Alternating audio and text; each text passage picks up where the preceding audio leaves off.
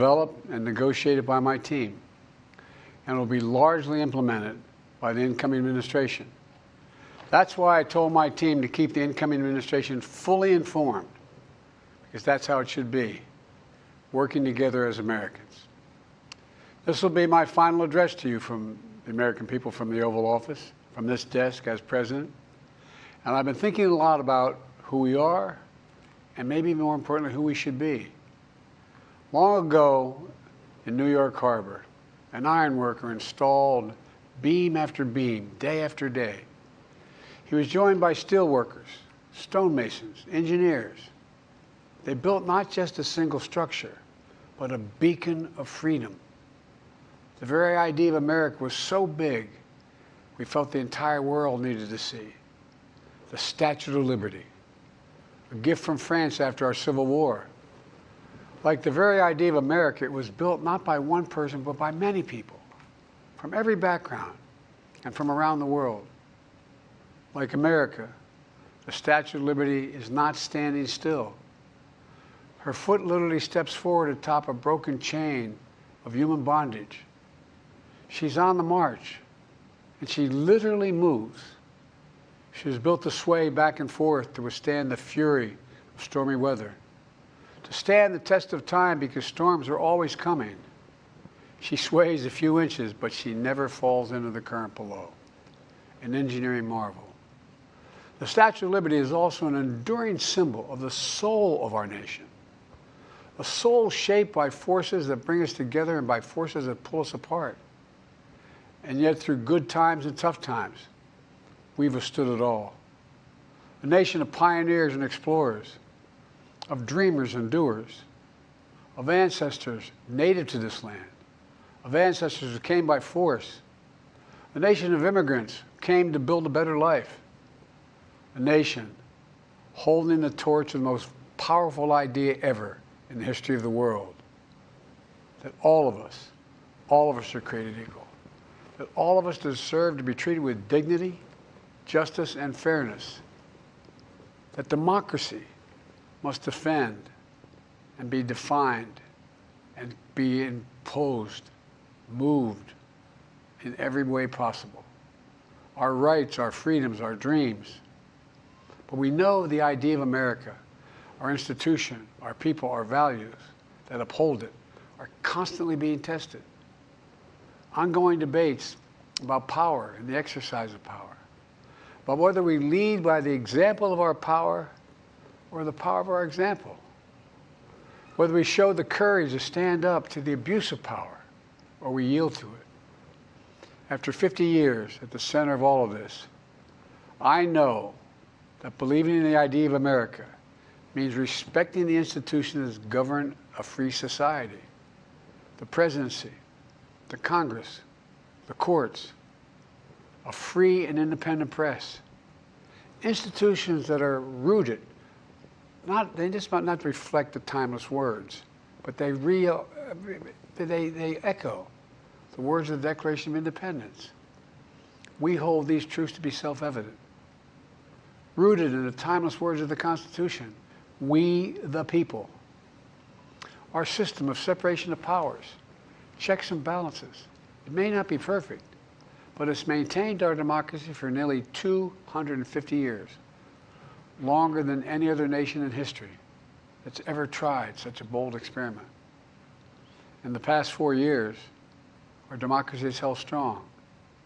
And every day I've kept my commitment to be president for all Americans through one of the toughest periods in our nation's history.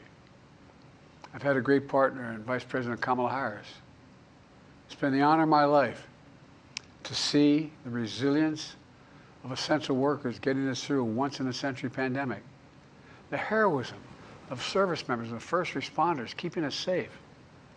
The determination of advocates standing up for our rights and our freedoms instead of losing their jobs to an economic crisis that we inherited. Millions of Americans now have the dignity of work. Millions of entrepreneurs and companies creating new businesses and industries, hiring American workers, using American products. And together, we've launched a new era of American possibilities. one of the greatest modernizations of infrastructure in our entire history, from new roads, bridges, clean water, affordable high-speed internet for every American. We invented the semiconductor, smaller than the tip of my little finger, and now is bringing those chip factories and those jobs back to America where they belong, creating thousands of jobs. Finally, giving Medicare the power to negotiate lower prescription drug prices for millions of seniors.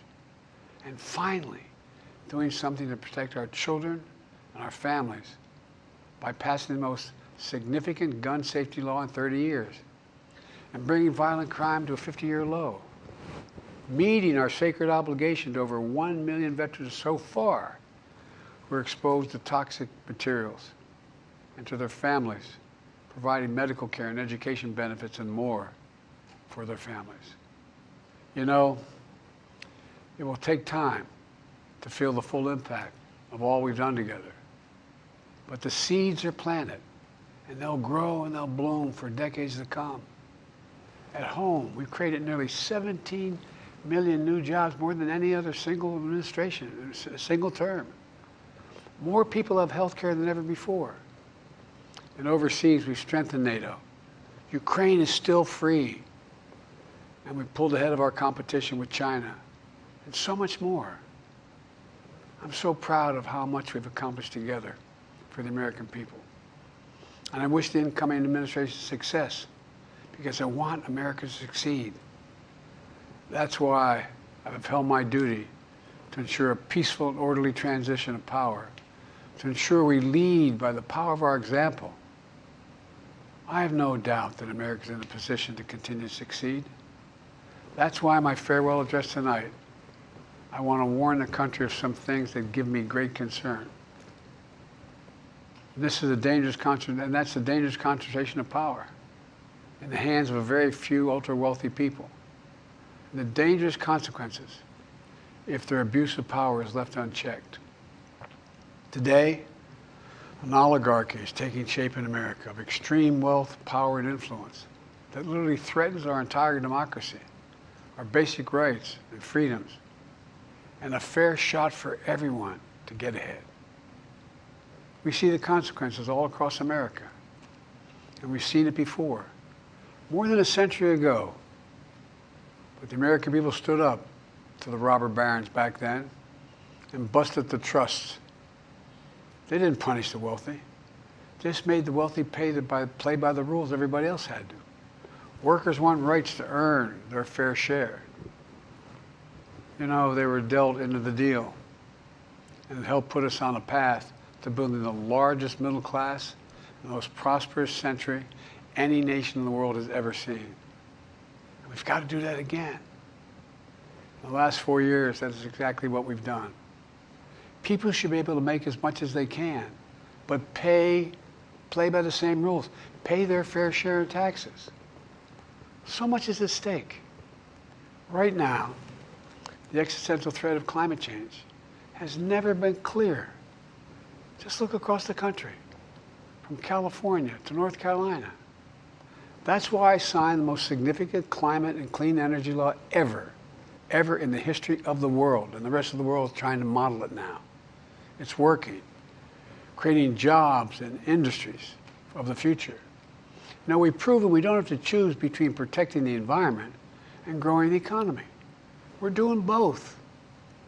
But powerful forces want to wield their unchecked influence to eliminate the steps we've taken to tackle the climate crisis, to serve their own interest for power and profit. We must not be bullied into sacrificing the future of our children and our grandchildren. We must keep pushing forward and push faster. There's no time to waste. It's also clear that American leadership in technology is an unparalleled source of innovation that can transform lives. We see the same dangers of the concentration of technology, power, and wealth. You know, his farewell address, President Eisenhower spoke of the dangers of the military-industrial complex. He warned us then about, and I quote, the potential for the disastrous rise of misplaced power, end of quote. 6 decades later, I'm equally concerned about the potential rise of a tech industrial complex that could pose real dangers for our country as well. Americans are being buried under an avalanche of misinformation and disinformation, enabling the abuse of power. The free press is crumbling. Editors are disappearing. Social media is giving up on fact-checking. The truth is smothered by lies told for power and for profit. We must hold the social platforms accountable to protect our children, our families, and our very democracy from the abuse of power. Meanwhile, artificial intelligence is the most consequential technology of our time, perhaps of all time. Nothing offers more profound possibilities and risks for our economy and our security, our society, for humanity. Artificial intelligence even has the potential to help us answer my call to end cancer as we know it. But unless safeguards are in place, AI could spawn new threats to our rights, our way of life, to our privacy, how we work and how we protect our nation. We must make sure AI is safe and trustworthy and good for all humankind. In the age of AI, it's more important than ever that the people must govern. And as the land of liberty, America, not China, must lead the world in the development of AI. You know, in the years ahead, it'll help to be, it's going to be up to the president, the presidency, the Congress, the courts, the free press, and the American people to confront these powerful forces. We must reform the tax code, not by giving the biggest tax cuts to billionaires, but by making them begin to pay their fair share. We need to get dark money. That's that hidden funding behind too many campaigns contributions. We need to get it out of our politics. We need to enact an 18-year time limit, time and term, for the strongest ethics reforms for our Supreme Court. We need to ban members of Congress from trading stock while they're in the Congress. We need to amend the Constitution to make clear that no president is immune from crimes that he or she commits while in office. The president's power is not limited. It's not absolute, and it shouldn't be. And in a democracy, there's another danger to the concentration of power and wealth. It erodes a sense of unity and common purpose. It causes distrust and division. Participating in our democracy becomes exhausting and even disillusioning. And people don't feel like they have a fair shot. We have to stay engaged in the process. I know it's frustrating. A fair shot is what makes America, America. Everyone's entitled to a fair shot. Not a guarantee, but just a fair shot. An even playing field. Going as far as your hard work and talent can take you. We can never lose that essential truth, remain who we are. I've always believed, and I've told other world leaders, America can be defined by one word: possibilities. Only in America do we believe anything is possible. Like a kid with a stutter from modest beginnings in Scranton, Pennsylvania, and Claymont, Delaware, sitting behind this desk in the Oval Office as President of the United States. That's the magic of America. It's all around us. Upstairs in the residence of the White House, I've walked by a painting of the Statue of Liberty I don't know how many times. In the painting, there are several workers climbing on the outstretched arm of the statue that holds the torch. It reminds me every day I pass it of the story and soul of our nation and the power of the American people. There's a story of a veteran. This is a veteran, the son of an immigrant, whose job was to climb that torch and polish the amber panes so rays of light could reach out as far as possible. He was known as the keeper of the flame. He once said of the Statue of Liberty, quote, "speaks a silent universal language, one of hope that anyone who seeks and speaks freedom can understand." Yes, We sway back and forth to withstand the fury of the storm, to stand the test of time. A constant struggle, a short distance between peril and possibility. But what I believe is the America of our dreams is always closer than we think. And it's up to us to make our dreams come true. Let me close by stating my gratitude to so many people, to the members of my administration, as well as public service and first responders across the country and around the world. Thank you for stepping up to serve.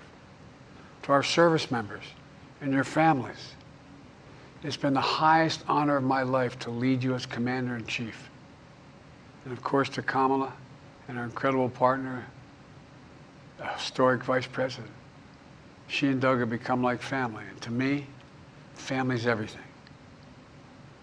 My deepest appreciation to our amazing First Lady who's with me in the Oval today, for our entire family. You're the love of my life and the lives of my love.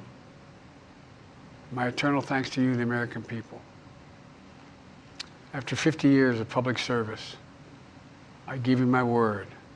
I still believe in the idea for which this nation stands. A nation where the strength of our institutions and the character of our people matter and must endure. Now it's your turn to stand guard. May you all be the keeper of the flame. May you keep the faith. I love America. You love it too. God bless you all, and may God protect our troops. Thank you for this great honor.